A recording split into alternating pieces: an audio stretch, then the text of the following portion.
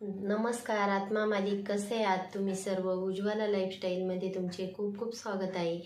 बहरलेली फुले तुम्हा सर्वांना सुगंध देवो, परमेश्वर तुम्हाला सुखात ठेवो, अशी मी माझ्या सद्गुरूंच्या चरणी अगदी मनापासून प्रार्थना करते आणि आजच्या व्हिडिओला सुरुवात करते. आजच्या व्हिडिओमध्ये सेवक कसा असावा या संदर्भाची माहिती मी तुम्हाला देणार आहे.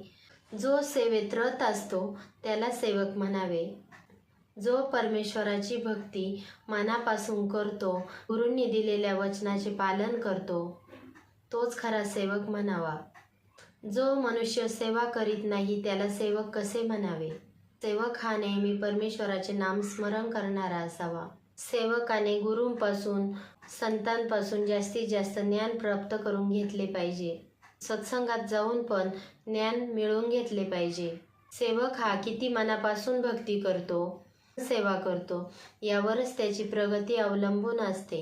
साधू संत हे नेहमी समजून सांगण्याचा प्रयत्न करत असतात, पण समजून घेणे हे आपले काम असते. परमेश्वराची सेवा करताना आळस येत असेल, कंटाळा येत असेल तर आपली प्रगती आपणच थांबवतो. आपल्या जीवनामध्ये अडचणी ही आपणच निर्माण करत असतो. सद्गुरूंनी दिलेल्या वचनाचे पालन केले पाहिजे. सद्गुरूंनी दिलेल्या नाममंत्राचा जास्तीत जास्त जप केला पाहिजे. हृदयामध्ये परमेश्वराचे आत्मचिंतन केले पाहिजे. हे सर्व तत्वांचे पालन केले तर सद्गुरूंची कृपा ही आपल्यावर राहणारच, यात काही शंका नाही. गुरूंशी एकनिष्ठ राहिले पाहिजे. यासाठी गुरूंवर श्रद्धा ठेवणं खूप महत्त्वाचे आहे.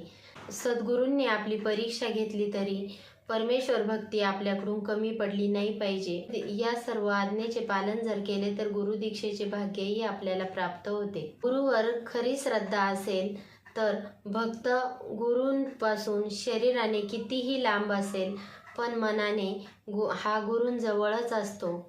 परमेश्वराला आपली श्रद्धा, आपली भक्ती ही महत्त्वाची असते. फक्त जी भक्ती कराल ती मनापासून केली पाहिजे. सेवक या संदर्भाची मी थोडीशी माहिती तुम्हाला दिलेली आहे, तर ती कशी वाटली? आवडली असेल तर व्हिडिओला जास्तीत जास्त लाईक करा, शेअर करा, सबस्क्राईब करा. पुन्हा भेटू अशाच नवीन एका व्हिडिओसोबत. तोपर्यंत तुम्हा सर्वांना आत्मा मालिक.